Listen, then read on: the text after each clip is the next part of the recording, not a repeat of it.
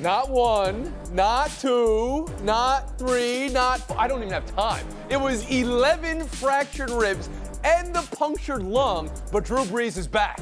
We'll start versus Kansas City, what that means, and also pressure on the Tigers and the Buckeyes. And this panel, big pressure. Tournament of Champions is coming up next week. Woo. Could this be the panel that advances the Tournament of Champions? The tournament. New Orleans naming Drew Brees starter for the game Sunday versus Kansas City. An interesting thing about it, Diana Russini, points for everybody, for her with the scoop, reporting they made the decision on Monday or Tuesday. The world only finding out about it today, so good job. No loose lips sink ships in that locker room.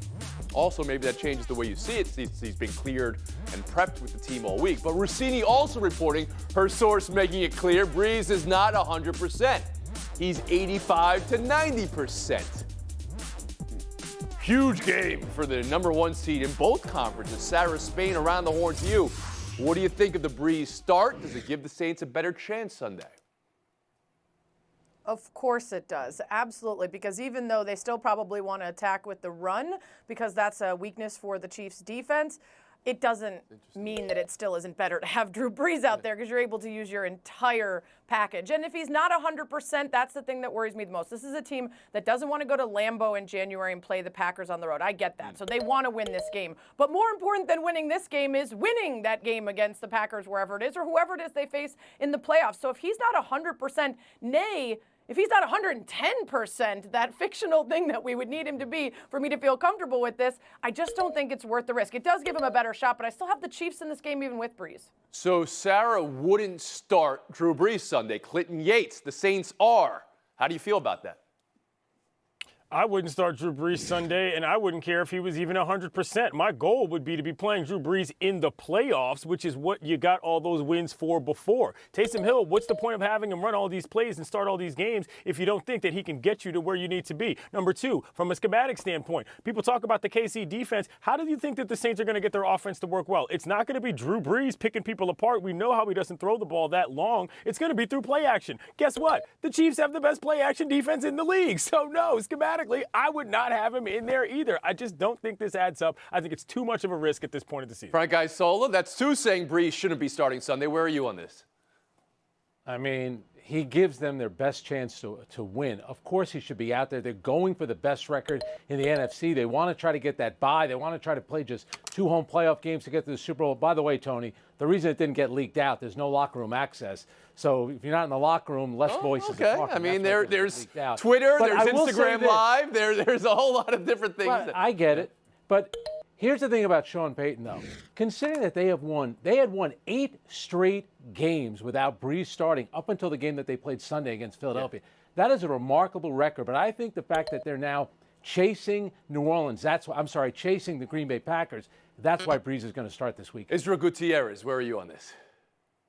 Yeah, I think he should start. And I don't think this has anything to do with the opponent, even though he's not 100%. I think this has to do with the time of year. If you look back to last year where he missed several games early in the season, yes, he came back pretty good. He had a couple of, janky games in there, but by the time he got rolling 6 or 7 games in, he had a game last year. Do you remember 29 of 30? Yeah. Remember that game? I mean, he was absolutely brilliant toward the end of last season, and they need him to get back into that form. And if it only has a couple of weeks left to do so, then you might want to start now against the Kansas City defense that's not intimidating, right? In fact, if you get into a shootout with them, maybe he can get into some sort of a rhythm there. So I definitely think they should play him because by far he gives them the best chance to win, but he has to be in a rhythm. He wasn't early this year. He was right before he got hurt. Hopefully he can get back into it. Clinton, I'm sensing from your previous answer where you're going to go with this, but in a case of a number 2 defense versus a number 1 offense, who are you taking?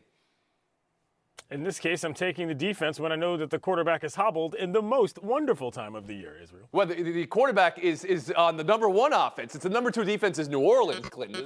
That's why I'm taking the – no. You're not hearing what I'm saying. Yeah. I'm taking the defense of the Chiefs. I don't care about the rankings because Drew Brees is not – They were neither the number 1 or number 2, but now I'm following you. Sarah Spain, New Orleans has the number 2 defense. Kansas City is the number 1 offense. You're following me now here. Who you got on Sunday? I'm with you. Yeah. I got you. Yeah. I'm still taking the number one offense, especially in this matchup, because what we've seen from the Chiefs all year is they save their best stuff for the best teams. And so even though this Saints defense is great, I think the Chiefs have a bunch up their sleeve that they haven't even showed us They've yet. saved a lot for the last possession or so. They've won 5 straight games by 1 possession. Frank Isola, who you got on Sunday? What do they say? You need lane integrity. You cannot allow Mahomes to get out when he's running. Still can throw the ball, just like what Lamar Jackson did the other night. Kansas City will win. I am going to pick Kansas City to win every game. It's impossible to see Mahomes ever And win. Israel. Yeah, pressure's not the same with every quarterback. I got Patrick Mahomes avoiding the pressure and winning anyway. We'll move on. ACC Championship, Sounds Notre smart. Dame, Clemson. Notre Dame's first, of course, and it sets up to be a classic. But is it a must-win for Clemson? Might this committee have them in no matter what? You saw the previous standings. How many 2-loss teams are ahead undefeated teams? Israel, who has the edge in this rematch? And is it really a must-win team? Must-win game for either team? Excuse me. Yeah, I think Clemson has the edge, and I think it's pretty simple, right? You go with the last game with DJ Uiagalelei as the quarterback, and they lose in overtime. Well, they've won by 35 points in the couple games after that, and I do think that they can go ahead and beat Notre Dame this time. I think both teams are in if the games are close, and I think if the team that loses gets blown out, they have a serious chance. Clemson, I think clearly with the second loss and one of them being blown out, is gone. And I think Notre Dame, if they are blown out, leaves. And I think of all the years, if there's ever a year, if you want to do something squirrely or do something different, this is the year. And I do think that if you blow out Notre Dame as Clemson in this championship, then you say, okay, Notre Dame beat them with their backup quarterback. They can't win a national championship anyway. We can justify leaving them out. Really? That's what I Okay. think So will you happen think now. if it's a blowout, Clemson big over Notre Dame gets knocked out. Frank Isola, how about you? Now, Notre Dame has such a good offensive line and defensive line. It's hard for me to see them getting blown out. I disagree, though. I think they've already beaten Clemson. I think they're going to be in. Clemson needs this game, and if you're Texas A&M, that's who you're rooting for. You need Notre Dame to win this game, get Clemson out. I would think, unless Notre Dame gets blown out and Ian Book gets hurt, let's remember, guys, it's Notre Dame. We know what ratings they bring, especially this year with all these games that have been canceled and postponed. They want Notre Dame in that final. Glenn Yates? I think Frank's right. The TV show element to this very much helps Notre Dame in 2020 when we're eyeball testing everything. But it's not like the backup quarterback was some bum in the game against Notre Dame. He threw for 400 yards. That was a serious football game. I don't know how much better Clemson gets, frankly, with Trevor outside of just style points. And that matters, but I don't think that they're going to have a better result or get to the point where they're blowing the Irish out. Clemson needs this a lot more than Notre Dame. Sarah Spain? I see it for sure. I do agree that Clemson needs this win more than Notre Dame. I think they'll both be in unless something major like an injury happens that we think is going to affect their ability to play well in a playoff.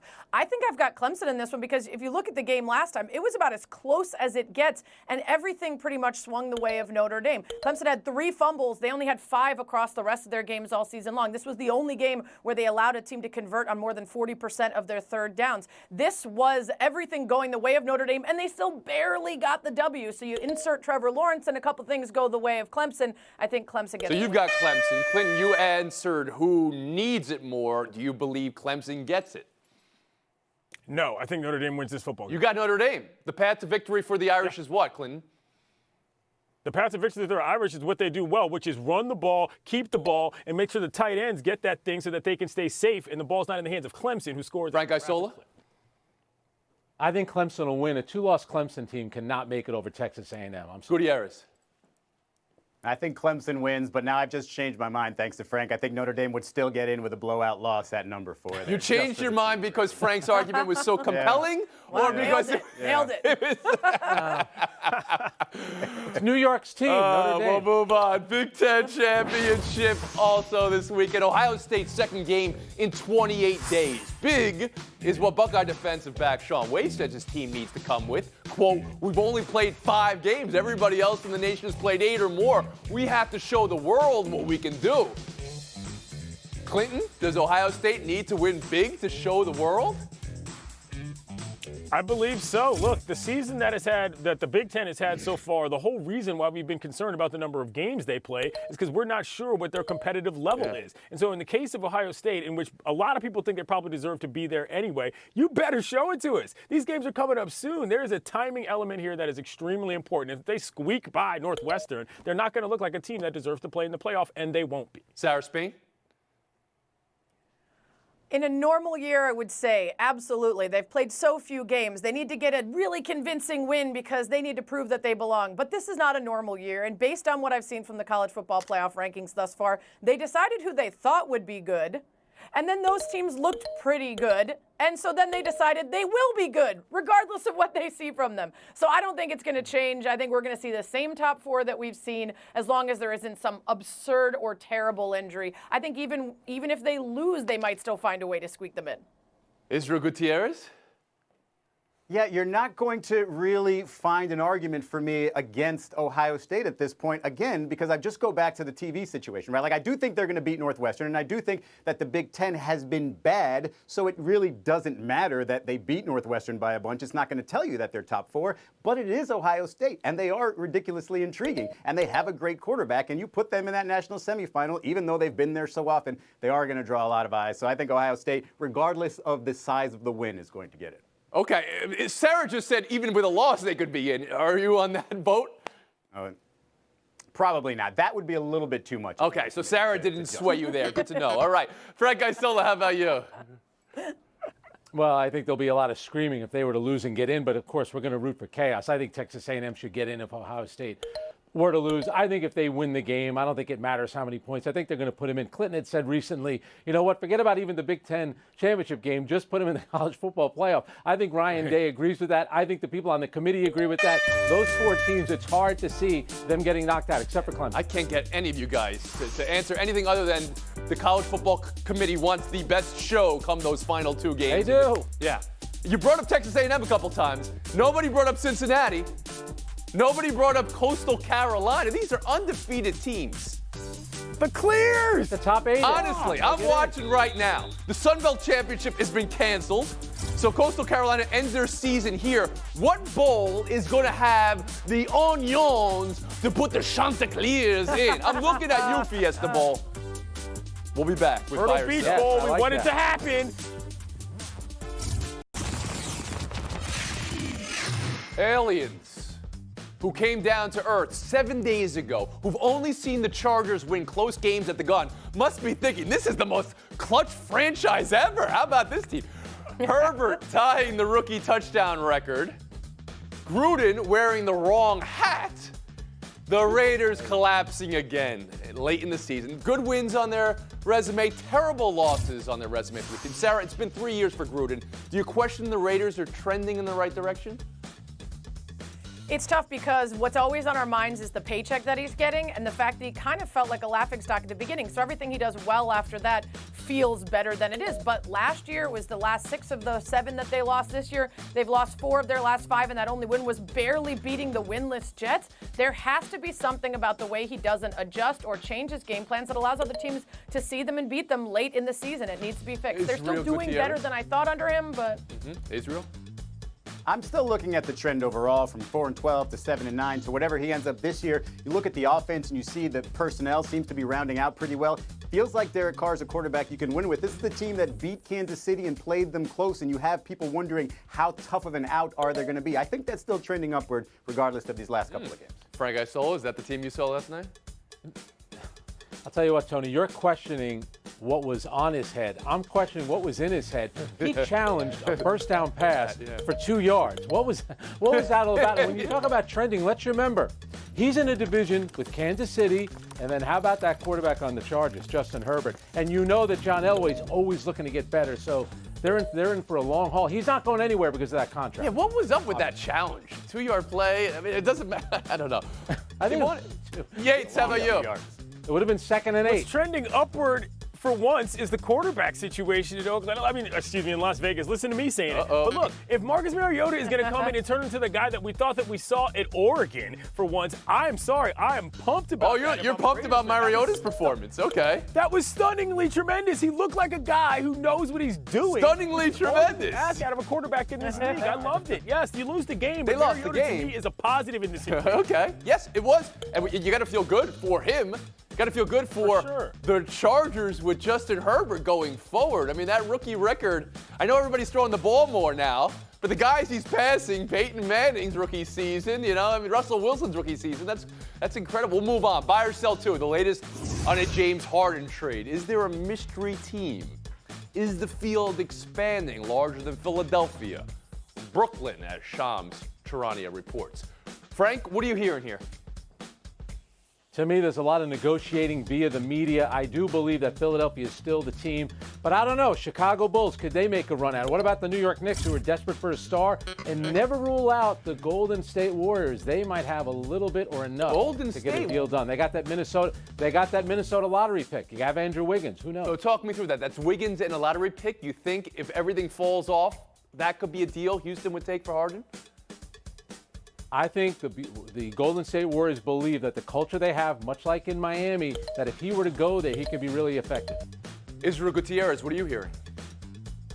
Well, you hear Miami involved in this, and normally when you hear Miami involved in trade talks, it's because it's not going to happen because they don't let things leak. However, when it comes to these franchises and their history of just getting the big name player, you know, Miami's done it with Shaq and LeBron and Chris Bosh, and they seem to be the team that can go do it. Whether or not that's going to happen, whether or not they have enough pieces or draft picks, I guess that's... Yeah, talk me through that. What would Miami have to give up here? You tell a Miami Heat fan, Tyler Hero, and right now, and they wouldn't trade LeBron with Tyler Hero. Go ahead.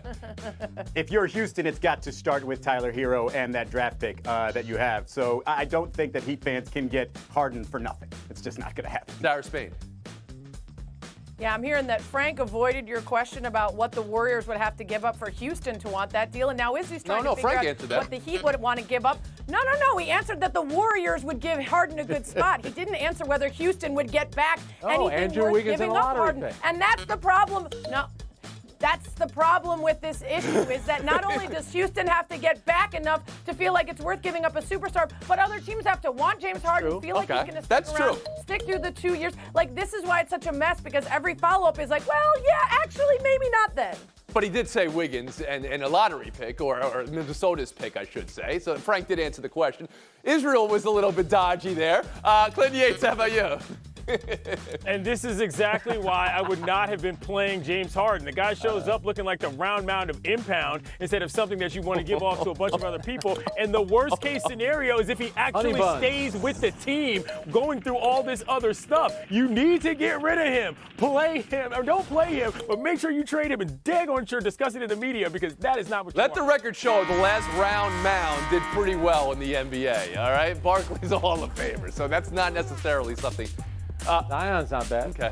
All right. I still got to see. Would you want all the names, Tony? Is that if what you're you want? Miami, Israel, would you trade? I know, but I know the fans would never part with Hero. Would you trade Hero for a shot at James Harden to team him up with Bam and, of course, Butler? If I'm Pat Riley, and I know Heat fans are going to hate this, I say yes. I go for that certain championship in the next 3 years. That's Jimmy Butler's window. All right, that's an answer. Right? At least we got an answer there. All right, Sarah Spain came after Ice. That didn't work well for her. Gutierrez took forever to answer the question. Yates, nice outfit today, Clinton Yates. I'm getting very much in the Christmas spirit. And Frank Isola, you're also wearing clothes. Fire sale, done. Showdown next. Yates was on a bullet to get into Showdown versus Frank Isola. Good luck, gentlemen. We've heard all week whether Marcus Peters spit at or on Jarvis Landry Monday night. There's been denials, there's been accusations. Here's video. What do you see, Clinton? I think that this reminds me a lot of the Dave Chappelle situation where Charlie Murphy got his couch banged out by Rick James. But this is gross, bro. It's a COVID-19 era. You can't even get close to this kind of thing. That is foul on a lot of levels. Yeah. And Jarvis Landry was right to come after Marcus Peters and really criticize him. What they need now is the league to do something. Certainly a fine, maybe even a suspension. So that video was enough for you to say spit at? Okay. Come on. That's not even close. Well, Seinfeld had an episode about it. We'll move on. Texas Class 2A state championship. Check out this trifecta from Shiner's Doug Brooks. First, the strip sack and handoff to a teammate for a touchdown. Then, the punt block and recovery in the end zone for a touchdown. And finally, a fullback run and path of destruction. Here's the thing with Mr. Brooks. He's a junior. So he's still got another year of high school. Offers right now, Houston, UT San Antonio. Frank, which play was best? How do you think his recruitment's going? He should have an offer from Jerry Jones. That's who he should have an offer from. He is a man against peewees. I love the one where he hands it off to a teammate. You can tell that he plays with great joy, and why not? You're the biggest, strongest guy out there. Maybe the fastest, too. That's not even the best play in that play. Did you see that strip and keeping it on the go, catching it on the run before he gave it to his teammate? That was, in fact, the best play there, which makes that a combo great play. So, of course, it's the first. I could see that he competes with banter and joy as well by his jacket. That's what's getting you the win today, Mr. Clinton Yates. I would like to point out in 2020 that re-gifting is not the same thing you think that it is back in the day. You can do this ethically. If somebody gives you something that you know that somebody else you know wants more and could use more, if you tell all the parties involved, there's nothing wrong with that. This notion that I gave it to you, you got to keep it. No. There's too many things that matter too much in the world right now to not be able to give the people what they want. Go ahead and re-gift. Just make sure you don't lie about it, and you'll be all right. That's an incredible. Tony just re-gifted that win. Clinton, do you want to re-gift the win to Frank Isola? Is that what you're telling me, Frank? What's your FaceTime, Frank? Give us your FaceTime. I like it. That's going to do it, folks. Thanks for coming around. You know, we taped the show. So right now, while you're watching it, I'm getting a colonoscopy.